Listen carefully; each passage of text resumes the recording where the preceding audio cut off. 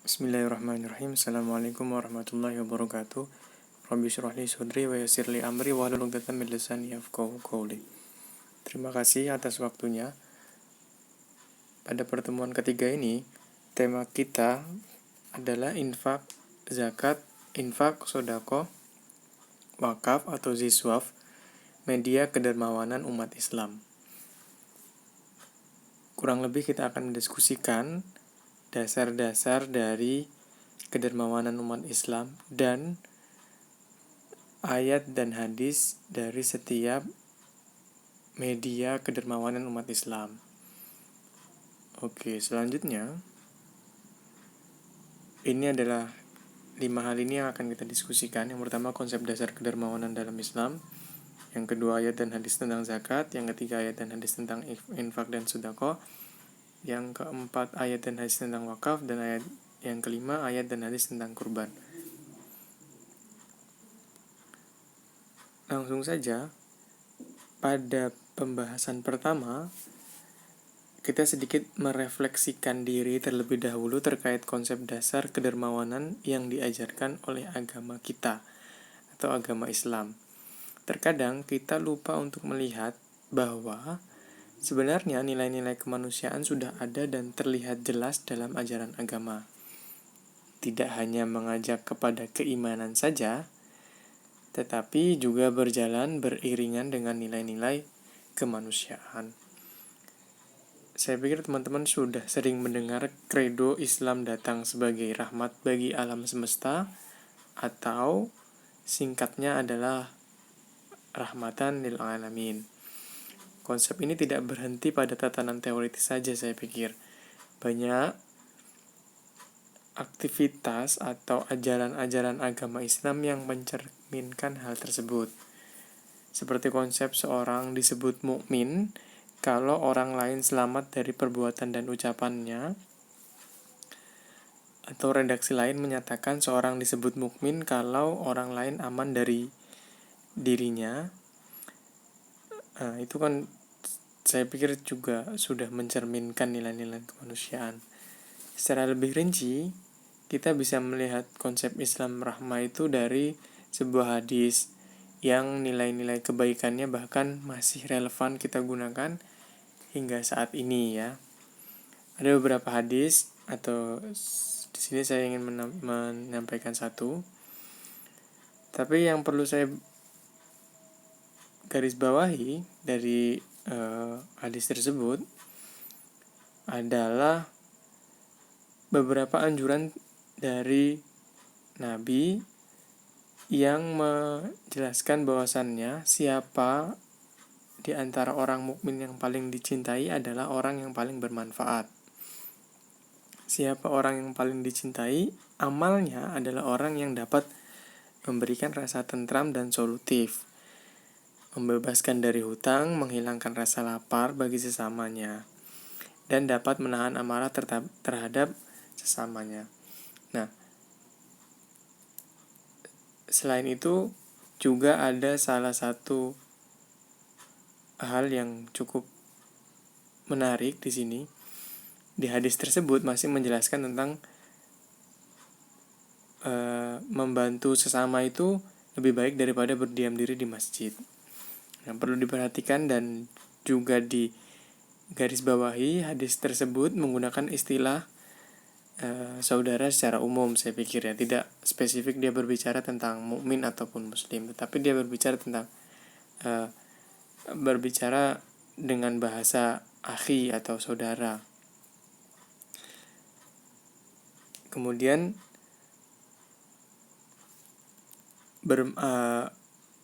saudara ini bermakna luas, tidak hanya sebatas mukmin saja atau terkungkung atau dikotomi agama saja.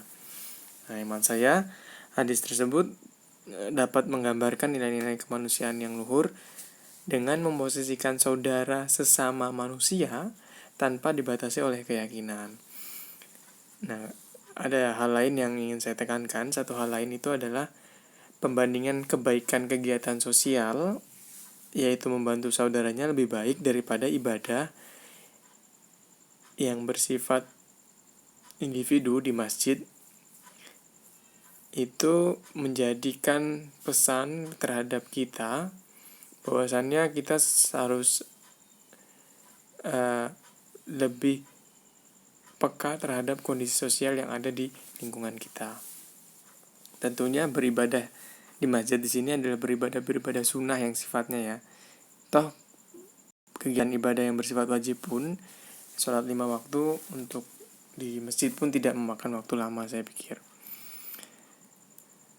Kemudian dari hadis yang selanjutnya, ini hadis yang tidak membiarkan saudara kelaparan, yang kurang lebih artinya seorang mukmin sejati itu tidak akan membiarkan dirinya kenyang sementara tetangganya kelaparan. Nah, artinya nilai-nilai kemanusiaan dalam ajaran Islam sangat kental. Tadi berbicara secara umum ya, mungkin siapa yang bermanfaat, siapa yang paling bermanfaat adalah orang yang dicintai adalah orang yang paling bermanfaat, siapa yang amalnya dicintai adalah yang memberikan rasa tentram dan solutif. Nah, ini spesifik berbicara tentang tetangga. Bahkan agama kita tuh mengatur tentang tetangga gitu ya. Kemudian 3 ada ayat Quran di surat Muhammad ayat 7 yang maknanya kurang lebih, hai orang-orang yang mukmin, jika kamu menolong agama Allah, niscaya Allah dia akan menolongmu dan meneguhkan kedudukanmu. Nah, ini sebenarnya ada juga hadis yang menjelaskan dari ayat tersebut. Apa sih yang menolong agama itu? Ya tidak hanya sebatas hubungan ibadah saja, tapi sebenarnya menolong agama juga bisa dikatakan menutupi aib sesama muslim, meringankan beban dan menolong saudaranya. Ini konsep dasar kedermawanan dalam Islam, saya pikir ya. Teman-teman bisa mencari hadisnya, ada 2 mungkin 3 hadis, ada 1 ayat yang sebenarnya masih banyak ayat yang lain, tetapi ini bisa dijadikan rujukan lah untuk kira-kira dalam menulis teman-teman atau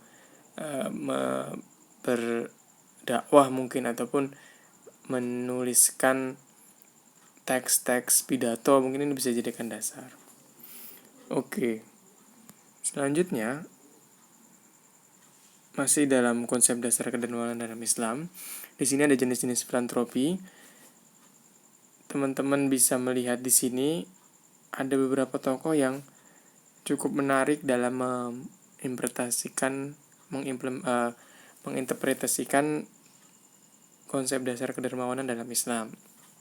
Contoh dari Fauzia tahun 2008, dia mengajukan 3 jenis filantropi dalam Islam, yaitu zakat, sedekah atau sumbangan, dan wakaf. Bremer itu pentingnya revitalisasi pengelolaan wakaf. Sebenarnya dia juga sepakat dengan zakat dan sedekah, tetapi yang ingin dia tekankan pada penelitiannya adalah pentingnya revitalisasi pengelolaan wakaf pada tahun 2004. Kemudian Alterman tahun 2005, dia menambahkan 2 hal unik sebenarnya. Setelah zakat dan sedekah itu sudah mainstream, ada kafaroh dan khums. Kafaroh itu denda dan khums itu pajak. Selain itu, ada juga menurut Maftuhin 2019, ini juga cukup menarik. Setelah mainstream zakat, infak, dan wakaf itu sudah disebutkan, dia juga menyisipkan jenis filantropi dalam Islam itu adalah kurban. Nah, ini sebenarnya menarik ya kalau kita melihat penelitian-penelitian dari tokoh-tokoh ini, karena memang Islam sendiri sudah memiliki jenis-jenis filantropi ya. Kalau bahasa sederhananya, kedermawanan dalam Islam. Nah, zakat, sedekah, sumbangan, wakaf menjadi jenis kedermawanan yang telah disepakati banyak pihak. Sekali-kali saya garis bawahi, telah disepakati banyak pihak. Tetapi ada tawaran menarik menurut Alterman tadi, yaitu kafaroh dan khums serta kurban menurut Maftuhin.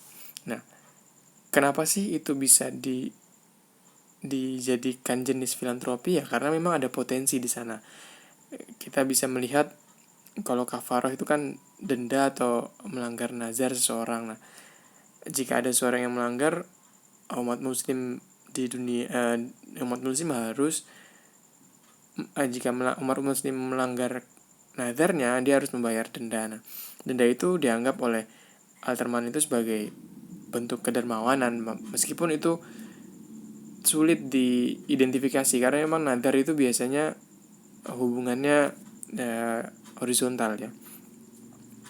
Hanya dia dan sang pencipta yang tahu biasanya. Selain itu ada khums, ada pajak. Nah ini memang debatable lah. Ada yang menganggap ini sebagai wujud filantropi, ada juga yang tidak. Karena memang bisa dikatakan itu sebagai filantropi, bisa juga dikatakan itu tidak sebagai filantropi. Karena memang dasarnya adalah kewajiban. Kemudian yang kurban menurut Maftuhin juga menarik. Kurban ini setiap tahun pasti ada, setiap umat muslim pasti ada. Bahkan di bukunya Maftuhin 2019 ini dia menggunakan survei kecil, mini riset, dan menunjukkan hal-hal menarik di pembahasan itu. Oke, kita akan lanjutkan karena memang pembahasan secara detailnya akan kita lanjutkan selanjutnya. Ini ayat dan hadis tentang zakat. Zakat sebagai satu kesepakatan bersama tentang filantropi Islam. Zakat secara bahasa berarti mungkin ada yang mengatakan tadhir, ada yang mengatakan an-nama, ada yang mengatakan islah, yang kurang lebih artinya bisa mensucikan, tumbuh, atau perbaikan. Nah, secara fikih, zakat adalah kewajiban mengeluarkan berbagai atau mengeluarkan sebagian harta untuk membersihkan harta dan badan. Ada dalilnya di Quran Surat Al-Baqarah ayat 43 atau At-Taubah ayat 103 dan beberapa hadis yang saya cantum di sini hadis tentang rukun Islam. Nah, zakat sendiri itu sebenarnya banyak, ada zakat fitrah, ada zakat mal, ada zakat provisi, dan ada zakat kekayaan lain. Setiap zakat ini punya dalilnya masing-masing dan punya nasnya masing-masing. Yang ingin saya garis bawahi sebenarnya setiap zakat memiliki status ya, baik bisa wajib, bisa sunnah, atau bisa sunnah muakkadah. Begitu juga ada takarannya, ada seberapa besar sih. Nah itu sudah diatur sebenarnya. Pada pembahasan ini sebenarnya saya tidak akan membahas lebih dalam tentang itu. Tapi poin pentingnya zakat itu menurut beberapa tokoh adalah bentuk redistribusi sumber daya ekonomi dari mereka yang berlebih kepada yang mereka memerlukan, dari yang kaya kepada yang miskin. Nah, zakat memiliki banyak macam, termasuk dalamnya sudah saya jelaskan tadi, zakat fitrah, zakat mal, zakat emas, zakat perak, bahkan ternak, tanaman, barang, tambang, harta karun, barang dagangan, zakat provisi, dan zakat kekayaan lainnya. Selanjutnya, ayat dan hadis tentang infak dan sedekah ini saya gabungkan infak dan sedekah karena memang tipis perbedaannya, tetapi kurang lebih sama tujuannya. Infak sendiri berasal dari kata anfaqo yunfiku yang membelanjakan, sedangkan sedekah itu ya berasal dari kata sedekah yang artinya benar. Perbedaan membesar antara dua ini adalah tidak mengenal nisab atau tidak ada batasannya. Ini perbedaan mendasar infak sedekah dengan zakat sebenarnya. Tapi kalau perbedaan infak dan sedekah itu sebenarnya lebih ke pemberian dapat berupa materi maupun non materi untuk sedekah, sedangkan untuk infak pemberian yang bersifat materi. Itu ada ayat Al-Baqarah 267 sebagai dasar infak dan Al-Baqarah 284 sebagai dasar sedekah yang intinya sebenarnya tidak boleh riya di dalamnya. Oke, selanjutnya ayat dan hadis tentang wakaf. Ini sebenarnya menarik di Indonesia, bahkan sudah ada badan wakaf Indonesia, dan kita bisa melihat ada beberapa peraturan yang sudah dibuat oleh pemerintah lah. Sebelum ke sana kita ingin melihat pengertian dari wakaf sendiri. Ada yang mengartikan menahan, mencegah, berhenti, atau diam. Nah, secara istilah wakaf itu ya menahan harta yang bisa diambil manfaatnya bersama keabadian ainnya untuk dibelanjakan pada hal-hal yang mubah dan ada, atau juga menahan ain suatu harta sehingga hukumnya menjadi milik Allah dengan menggunakan manfaat untuk yang disukai. Sebenarnya ini dulu ya ketika sahabat Umar menanyakan kepada Nabi terkait tanah yang ada di daerah jauh itu diapakan tanahnya. Terus kata Nabi, ya silahkan tetap ada tanahnya dan hasil manfaatnya silahkan digunakan untuk fisabilillah. Nah, itu adalah salah satu dasar cerita kenapa ada wakaf. Nah, di Indonesia sendiri ada Badan Wakaf Indonesia, ya, ada BWI. Itu punya websitenya bwi.go.id. Menjadi sebuah badan yang cukup besar karena memang diharapkan bisa memanfaatkan segala bentuk wakaf yang ada atau yang sudah diberikan umat muslim yang ada di Indonesia. Bahkan diturunkan menjadi undang-undang nomor 41 tahun 2004 tentang wakaf, dan ada perpresnya tahun 2006 nomor 42 yang menjelaskan tentang pelaksanaan Undang-Undang 41 tahun 2004. Oke, selanjutnya ayat dan hadis tentang kurban ini yang cukup berbeda atau cukup menjadi tawaran dari Maftuhin tentang filantropi Islam, yaitu kurban. Ini ada pengertian, dalil, dan hukum kurban. Beberapa hal penting yang jadi dibijakan di diskusi kurban ini adalah penghasilan bukan faktor penting, karena memang orang yang kurang mampu, menengah ke bawah pun berkurban gitu. Terus kemudian yang kedua, kurban lebih dari ketentuan fikih. Ada yang bahkan kurban itu tidak hanya sekali atau tidak hanya satu hewan kurban, lebih dari satu hewan kurban. Kemudian sapi menjadi favorit. Nah, karena di Indonesia tidak ada unta, jadi sapi menjadi salah satu hewan kurban favorit. Kemudian yang 4, menabung demi kurban. Bahkan menurut penelitian dilakukan oleh Maftuhin, masyarakat itu rela menabung demi kurban, demi melakukan kurban, maka dirasa menjadi potensi yang cukup besar, ya, kurban sebagai bentuk kedermawanan dalam agama Islam. Kemudian setiap tahun berkurban dan masjid sebagai pilihan utama. Oke, itu tadi penjelasan tentang kedermawanan dalam Islam. Tadi kita sudah di awal menjelaskan tentang apa sih dasar kedermawanan di agama Islam, kemudian dasar atau ayat dan hadis terkait jenis-jenis filantropi yang ada di Islam, baik zakat, infak, sedekah, wakaf, berkurban, ya. Yang ingin saya kasih sedikit penekanan adalah, sebagai lulusan prodi pengembangan masyarakat Islam, maka sebenarnya filantropi itu adalah profil lulusan atau capaian dari 4 tahun teman-teman belajar di prodi PMI. Nah, jika melihat dari potensi kedermawanan dalam Islam, sebenarnya cukup luas, ya. Teman-teman bisa memanfaatkan kedermawanan media kedermawanan sosial yang ada di agama Islam untuk dijadikan kegiatan atau untuk dimanfaatkan meningkatkan kesejahteraan masyarakat melalui program-program yang berkelanjutan. Nah, terkait apakah boleh dana-dana tersebut digunakan untuk program yang berkelanjutan, kita akan diskusi di pertemuan selanjutnya. Tetapi yang ingin saya highlight untuk teman-teman ketahui, ini adalah salah satu potensi bagi alumni PMI, karena memang alumni PMI salah satu capaian lulusannya adalah filantropi.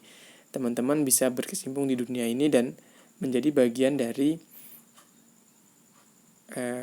pengelola dana kedermawanan umat Islam yang ada di Indonesia, bahkan mungkin bisa di luar negeri juga. Oke, cukup sekian dari saya. Kita akan lanjutkan diskusi di WA Group. Jika ada salah kata saya mohon maaf. Wassalamualaikum warahmatullahi wabarakatuh.